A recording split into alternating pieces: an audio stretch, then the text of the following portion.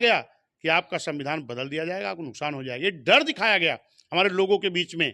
अब हमारे लोग इस चीज़ को जान रहे हैं कि बाबा साहब संविधान बदला नहीं जा सकता, और निश्चित है कि हम लोग उनको मोटिवेट करके पूरी तरह से फिर बहुजन समाज पार्टी में जो हमारा बेस वोट है उसको भी, पिछड़ा और हमारा जो न्याय पसंद ब्राह्मण क्षत्रिय वैश्य समाज भी है, सब समाज को हम लोग जोड़ करके फिर से बहुजन समाज पार्टी की वापसी करेंगे, और ये उपचुनाव में आपको दिखाई पड़ेगा। इस तरह बात किया जाए तो अभी आप हाथरस गए थे, हाथरस जाकर के उन लोगों से मिले थे, उन जो है परिवार से मिले थे जिनके लोग मर गए हैं, जिनके जो लोग घायल हो गए हैं, जो जिन लोगों को मुआवजा मिला है, उस मुआवजे की बात भी आपने उठाई थी कि मुआवजा कम मिला है और इसकी उचित जो है कार्रवाई की मांग किया था, जांच की मांग किया है। क्या हो रहा है, आप क्या अपने माध्यम से कहेंगे? निश्चित है कि बहुजन समाज पार्टी हमेशा हर दुखी पीड़ित मजलूम के साथ खड़ी होती है और खड़ी रहती है, आगे भी खड़ी रहेगी।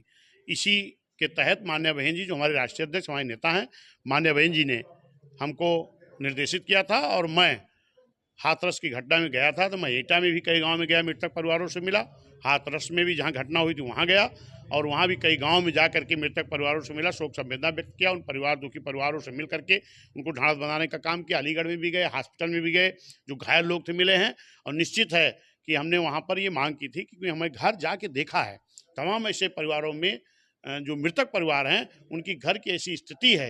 एक घर में मैं गया, उनका बेटा भी खत्म हो गया, उनकी पत्नी भी खत्म हो गई, और उनके 4-5 बेटियां हैं।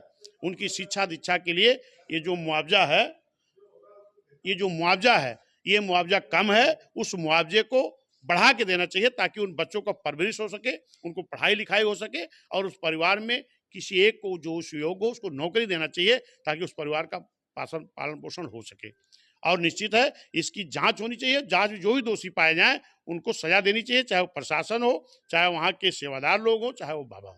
यहाँ अगर बात की जाए, लास्ट क्वेश्चन है, यहाँ की बात की जाए मिल्कीपुर की, जहाँ पर आप इसमें मौजूद हैं, मिल्कीपुर में जैसे चुनाव हो रहा है उसमें पीडी एरिया जिस तरह काम कर रही है, जिस तरह उनका चुनाव में लड़ने की बात चल रही है, और उनका ये कहना है कि यहाँ के जो आपके गठबंधन के जो है आपके अधीर प्रसाद जी हैं, ये कह रहे हैं कि हम चुनाव जीत चुके यहाँ से हैं और बहुत भारी मतों जीते चुनाव हैं। क्या कहेंगे आप? देखिए, कहने को तो कुछ भी कहा जा सकता है। अब एक वो है ना कि हाथ लग गया है तो बोलते रहेंगे, लेकिन इस चुनाव में बहुजन समाज पार्टी की बहुत मजबूत तैयारी है, और निश्चित हम लोग मजबूती से लड़ेंगे, और इसका रिजल्ट जब आएगा तब पता लगेगा कौन जीतेगा कौन हारेगा।